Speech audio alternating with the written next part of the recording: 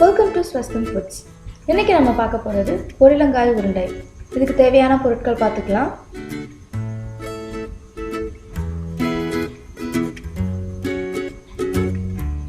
இதுக்கு நம்ம ஃபஸ்ட்டு புழுங்கல் அரிசியை கொஞ்சம் கொஞ்சமாக போட்டு ஃப்ரை பண்ணி எடுத்துக்கலாம். வெறும் கடாயில் கொஞ்சம் கொஞ்சமாக போட்டு ஃப்ரை பண்ணி எடுத்துக்கலாம்.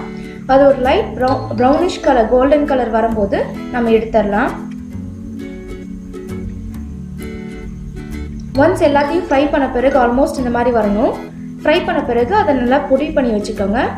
குறவாக நைஸாக பொடி பண்ணிவிட்டு அது கூட வெறும் கடாயில் ஃப்ரை பண்ண தேங்காய் பல், பொட்டுக்கடலை, எள்ளு, வேர்க்கடலை, இந்த மாதிரி உங்களுக்கு மேற்கொண்டு வேறு என்ன தேவையோ அதெல்லாம் ஆட் பண்ணிக்கோங்க.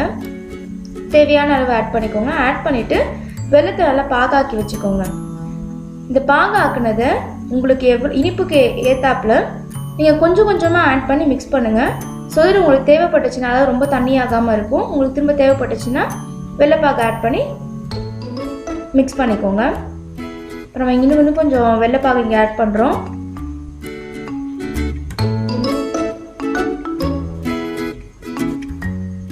நல்லா மிக்ஸ் பண்ணிவிட்டு பொறுக்கிற சூடளவு வரும்போது நல்லா கெட்டியாக உருண்டை பிடிச்சிக்கோங்க.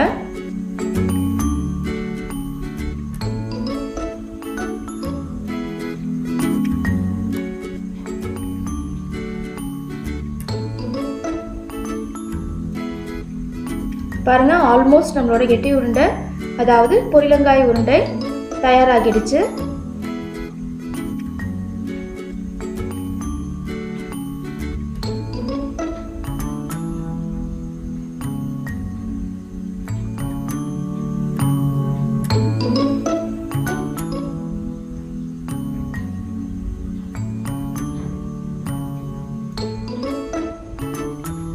சிம்பிளாக ஈஸியாக செய்யக்கூடிய ஒன்று, பாரம்பரியத்தில் முன்னாடி நம்ம பயன்படுத்துகிற ஒரு விஷயம் இப்போ இங்கே செஞ்சு காமிச்சிருக்கோம். தேங்க்ஸ் ஃபார் வாட்சிங். Like and subscribe.